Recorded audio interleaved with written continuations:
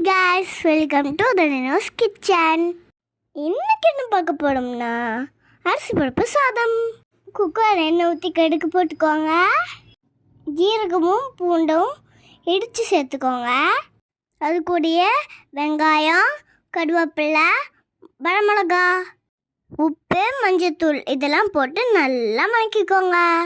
நல்லா வதங்கினதுக்கப்புறம் தக்காளி சேர்த்துக்கோங்க. காரத்துக்காக கொஞ்சம் அரை ஸ்பூன் சாம்பார் பொடி போட்டுக்கோங்க. தண்ணி அளந்து ஊற்றிக்கோங்க. பெருங்காயத்தூள் கொஞ்சம், கொத்தமல்லி தழை கொஞ்சம் போட்டுக்கோங்க. தண்ணி கொதிச்சதும் அரிசியும் பருப்பு ஊற வச்சோம் இல்லையா, அதை எடுத்து போட்டுக்கோங்க. அரிசி 3/4 கப்பு, பருப்பு 1/4 கப்பு, இதுக்கு தண்ணி 2 கப்பு.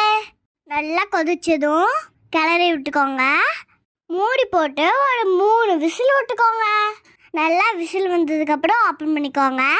நல்லா கமன் பருப்பு சாதம் ரெடி. இது ரொம்ப ஈஸியான ரெசிபி, கொஞ்சம் ஹெல்த்தியும் கூட. இந்த ரெசிபி உங்கள் வீட்டில் செஞ்சு பார்த்துட்டு கீழே கமெண்ட் பண்ணுங்க. சாப்பாடை போட்டு நெய் ஊற்றி சாப்பிட்டா சும்மா அப்படி இருக்கும்.